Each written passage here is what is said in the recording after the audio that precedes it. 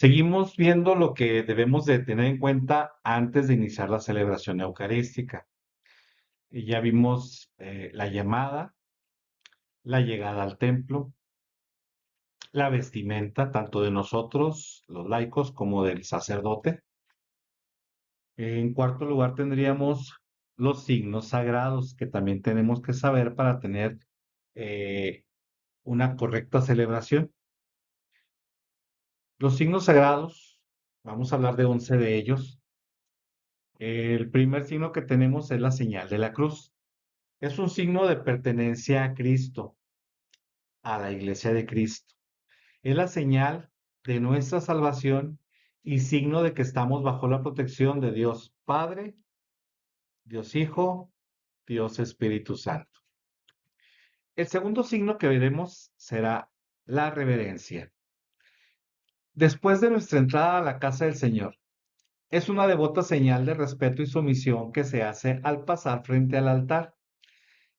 Hay tres maneras comúnmente que hacemos y que tienen diferente significado.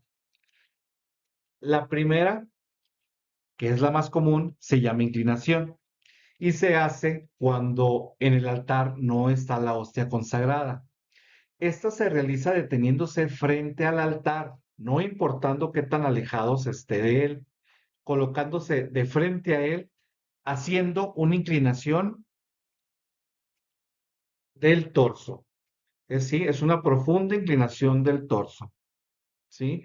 Normalmente esta, bueno, pues la hacemos por lo general cuando vamos entrando al templo, ya que es muy probable y muy común que la puerta principal dé directamente hasta el altar, o a veces cuando entramos y cruzamos de un lado a otro, pues pasamos frente al altar, entonces nos inclinamos el torso, ¿sí? Para hacer esa inclinación. La segunda, esa se llama genuflexión y se hace al pasar frente al altar cuando está la hostia consagrada. Esta se realiza deteniéndose frente al altar, doblando la rodilla derecha hasta el suelo, ¿sí? O sea, no hincamos nada más con una rodilla. Si pasamos por frente al altar y ya está la hostia consagrada, entonces hacemos la genuflexión. La tercera, la tercera forma se llama doble genuflexión o genuflexión completa y se hace cuando hay una exposición al Santísimo. Por ejemplo, dentro de la celebración eucarística, en el momento de la consagración y después de él, está una exposición del Santísimo Sacramento donde el sacerdote, el ministro, nos lo muestra, nos lo expone para que lo veamos. Por eso es un momento en el cual la iglesia pide que de preferencia esté uno hincado. En caso de no poder hincarse, puede uno quedar separado para mostrar también ese respeto. Eh, Esas serían las tres reverencias comúnmente que hacemos en la celebración eucarística o en algún otro momento, pero estamos hablando de la celebración eucarística. Y existe una cuarta, existe otra más. Esa otra reverencia que es, quizá la hemos visto cuando algún sacerdote hace sus votos, cuando celebramos que un nuevo miembro se convierte en ministro ordinario de la Eucaristía, ¿sí? Cuando se convierte en sacerdote del Señor, en presbítero. Vemos cómo él se postra totalmente en el suelo, boca abajo, con la cara y con la frente tocando el suelo. Eso significa una total humildad. De hecho, más que humildad, es una humillación que nos hacemos por lo insignificante criaturas que somos frente a Dios o comparados con Dios. Pero es importante, aunque es permitir este tipo de reverencia, es importante que se haga de preferencia con una total discreción, ya que como no es común y mucha gente aún no la entiende, en vez de ser una muestra de humildad, se convierte en una distracción. Incluso podría tomarse como querer mostrar lo humilde que somos. Entonces, en vez de ser un testimonio, se convertiría en un antitestimonio, ¿sí? Ya que parece que quisiéramos mostrar que somos lo bueno que somos. Entonces, es preferible no hacerla, ser muy discretos, quizás en un momento en que podamos estar frente al Santísimo y no haya nadie o alguna persona de mucha confianza que conoce de esto, podríamos hacerlo sin ningún problema para no causar este algún conflicto o algo contrario a al significado que tiene. Sí, hay que recordar que por ahí el Evangelio, pues la palabra de Dios nos da que tu mano derecha, que tu mano izquierda no sepa lo que hace tu mano derecha, al revés. Sí, ¿eso qué significa? Pues que tenemos para las cosas buenas, para las cosas que son entre el Señor y yo, es bueno que haya, este, humildad y en esto que haya mucha discreción. Los demás no tienen que enterarse, ¿sí? Otro signo, como tercer signo, tendríamos el silencio sagrado. Es un signo para la celebración eucarística. ¿Por qué? Porque estos momentos de silencio sagrado, sirven para muchas cosas. Por ejemplo, concentrarse a meditar brevemente, pensar en nuestra condición pecadora, dejar que la palabra de Dios sea sembrada y que germine, ¿sí? Es escucharlo, meditarlo. También nos puede servir para adorar a Dios directamente en nuestro corazón, que nos sirva para orar.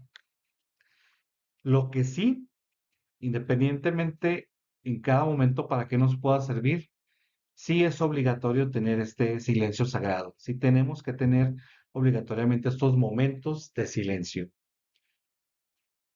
Es permitir que Dios pueda hablar al alma y entablar un diálogo personal y amoroso.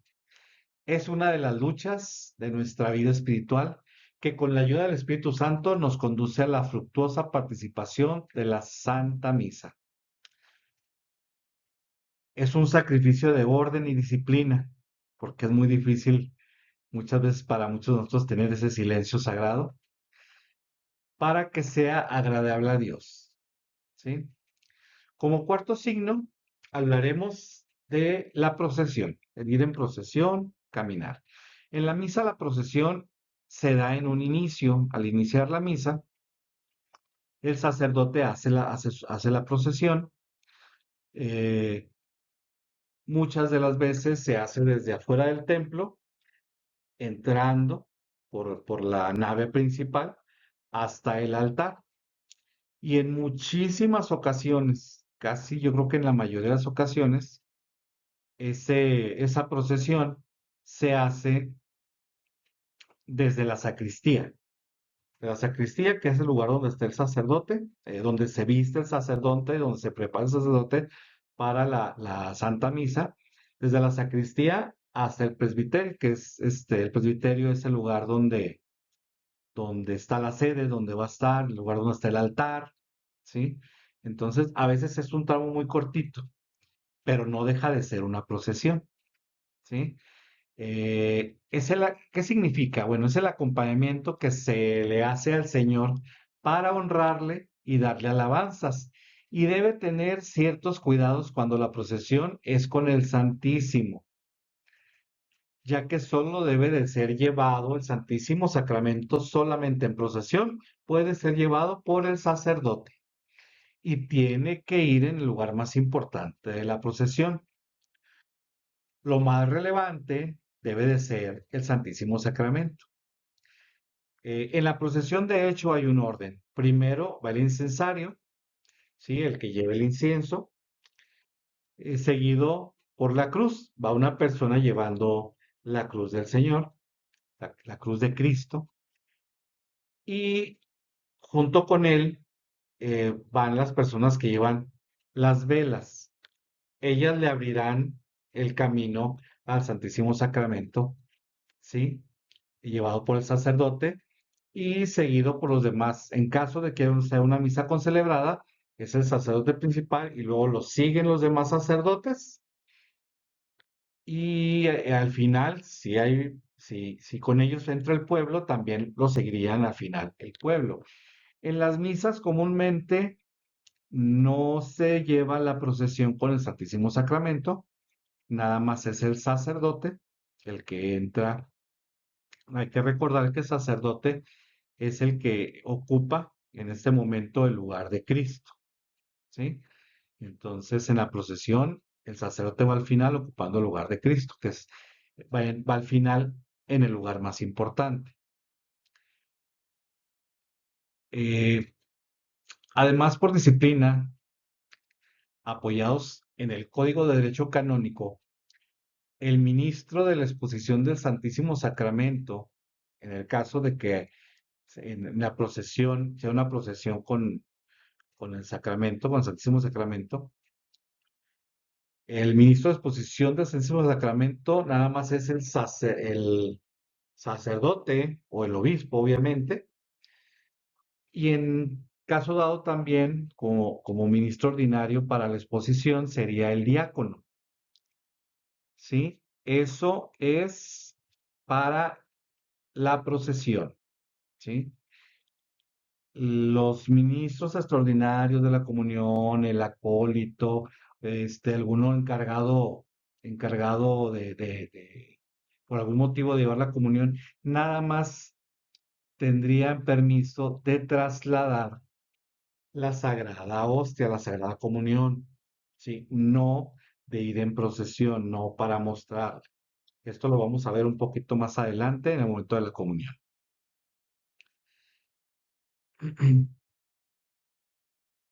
Entonces, bueno, esto que quede claro, pues, que en una procesión ningún laico puede llevar el Santísimo Sacramento en procesión. Ok. El quinto signo que vamos a ver es el ponerse de pie. ¿Por qué nos ponemos de pie en misa? Bueno, esta es otra actitud litúrgica de mucho sentido. Es la actitud de respeto para adoración, aclamación, escucha y atención especial. Una preparación para el envío de expresa fidelidad y de disponibilidad. ¿Sí? Si alguien nos habla para algo y queremos mostrarle que estamos prestos, que estamos listos a entender esa orden y llevarla a cabo, no estamos sentados, estamos de pie, estamos listos, ¿sí? Ok. El sexto signo, que sería el sentarse, también tiene un motivo. Es la postura de un pueblo dispuesto a escuchar y a meditar, ¿sí?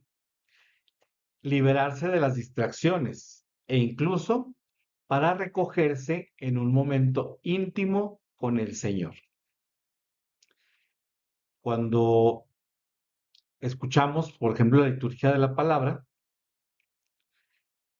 precisamente después de escucharlo, cuando estamos escuchando el sacerdote en la homilía, que yo sea de paso, recuerden, es lo que llamamos sermón, estamos sentados precisamente para tranquilamente estar prestos a escuchar, ¿sí? A escuchar la enseñanza que nos tiene, de un momento cómodo para poder meditar, ¿sí? Incluso después de la comunión, eh, no necesario, cuando uno acaba de comulgar, hay un momento entre uno y el Señor, un momento entre el Señor y uno propio, solo nada más.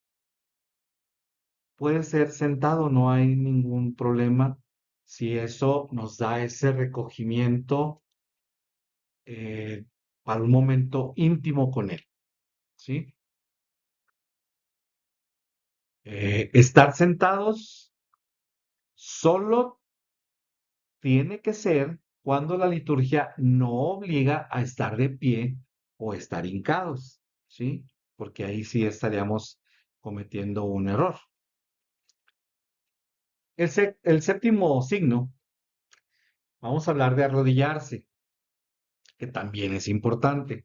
Este gesto significa sumisión, humildad, reconocimiento y adoración, ¿sí? Así como también, dependiendo del momento, es una actitud también de dolor, de arrepentimiento, de súplica.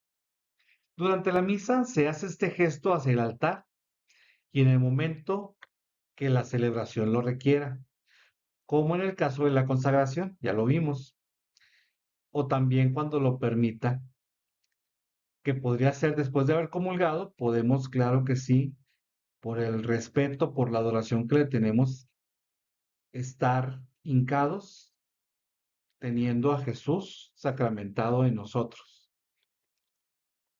Eh, evitando hacerlo cuando cause distracción hacia el altar. El octavo signo sería juntar las manos. ¿Qué significa juntar las manos?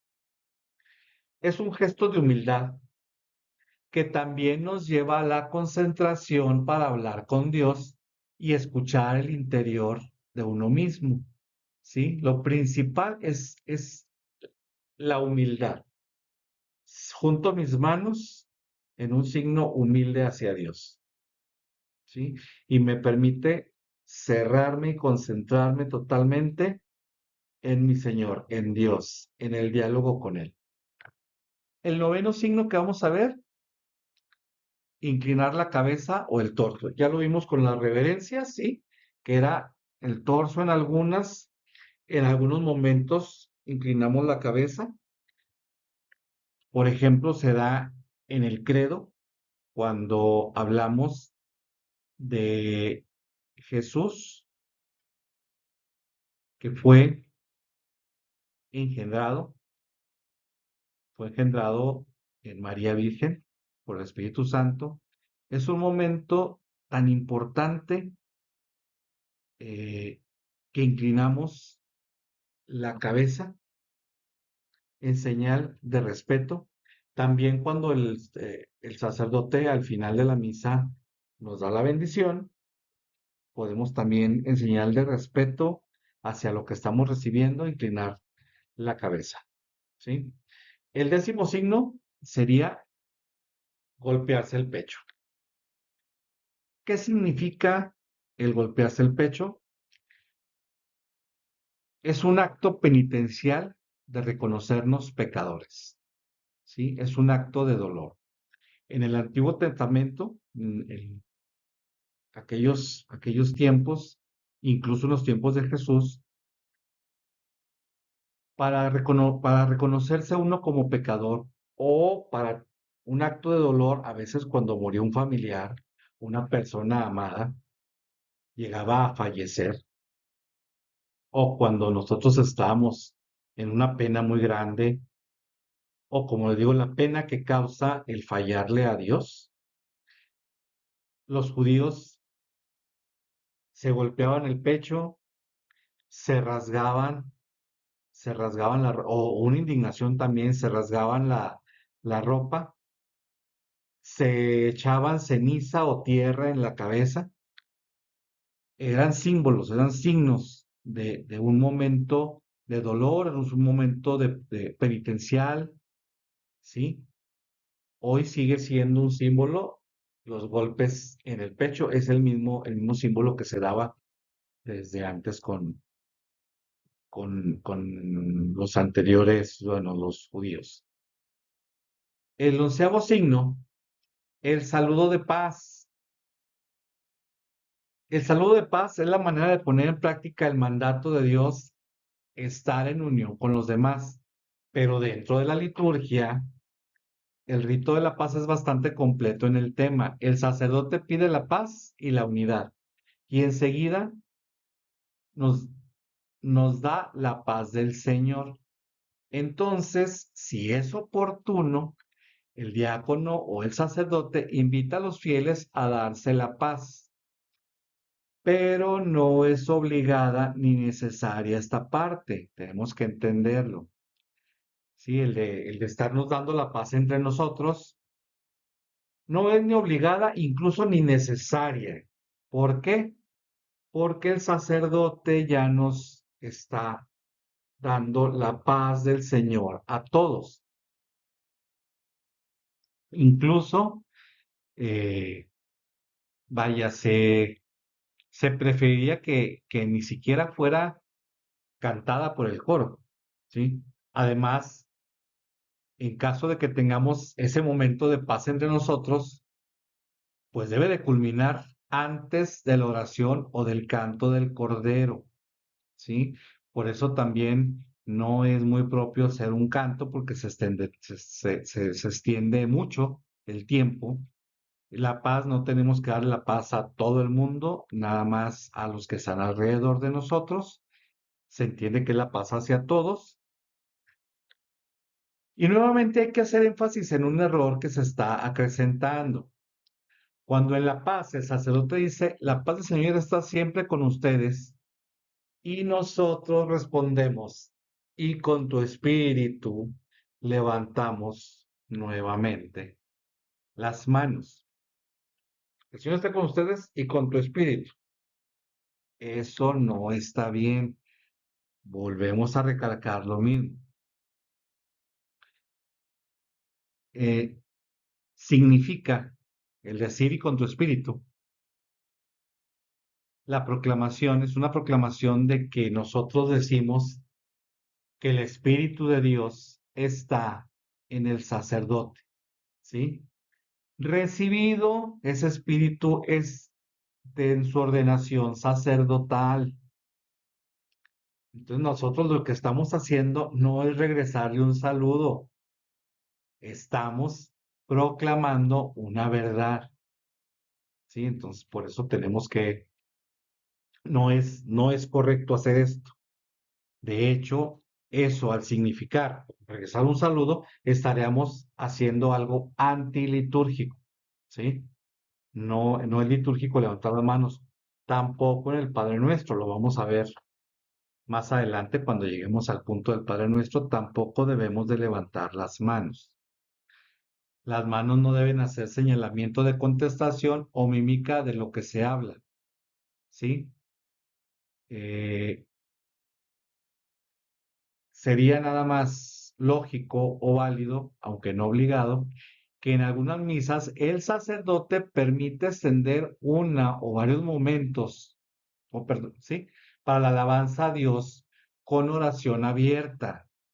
Esas misas se dan en solamente algunos lugares, no es común, pero es vaya, es cuando el sacerdote lo permite. Sí, esa situación, como les digo, no es nada común en la celebración y solamente en algunos tipos de liturgia y que el sacerdote lo haya permitido. Bueno, después de todos estos signos sagrados, seguiríamos con otra cosa que tenemos que saber y aprender antes de estar en la liturgia. La procesión, ya lo hablamos ahorita en los signos sagrados, vamos a recalcarlo un poquito. Cuando la celebración es solamente es solemne, perdón, la procesión va encabezada por un crucifijo que está flanqueado por dos velas, que significa que Jesús va abriendo el camino que nos conduce al Padre y nos ilumina con su luz. Y se entra de acuerdo con la jerarquía de los ministros, entrando siempre al final el que tiene mayor jerarquía. Cuando es una misa concelebrada, son varios sacerdotes, entran los sacerdotes y al final entra el sacerdote, el celebrante principal, el que va a llevar la celebración principal de la misa. En caso de ser sacerdotes y el obispo, obviamente al final entraría el señor obispo, que es el que tiene mayor jerarquía. Recuerden que los presbíteros y el obispo son Jesús en la celebración eucarística. ¿Sí? ¿Qué otra tenemos en el inciso F? Los servidores laicos. Otra cosa que tenemos que aprender.